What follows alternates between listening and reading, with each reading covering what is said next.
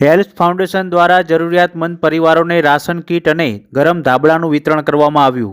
Ahmedabad health ફાઉન્ડેશનના સ્થાપક doctor Dhirendra પટેલની પ્રેરણા અને માર્ગદર્શન હેઠળ દર મહિને યોજાતા સેવા કાર્ય અંતર્ગત માંડલ અને વિરમગામ તાલુકાના જરૂરિયાતમંદ બહેનો તથા માતાઓને રાશન કીટ તથા ધાબળાનું વિતરણ કરવામાં આવ્યું હતું. સમાજના વંચિત અને જરૂરિયાતમંદ વર્ગ સુધી સમયસર પહોંચાડવાનો હેલ્થ ફાઉન્ડેશનનો આ સતત પ્રયાસ પ્રશંસનીય બની રહ્યો છે.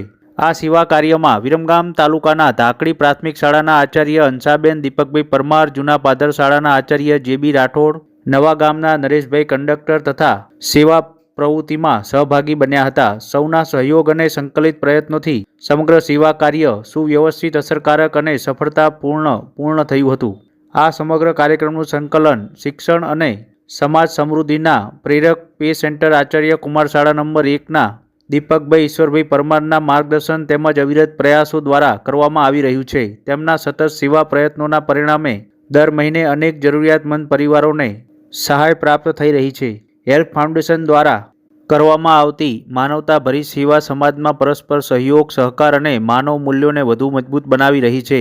ફાઉન્ડેશનનો આ સેવા ભાવની ભરેલો પ્રયાસ સમાજ માટે પ્રેરણાદાયક અને અનુસરવા યોગ્ય બની રહ્યો છે.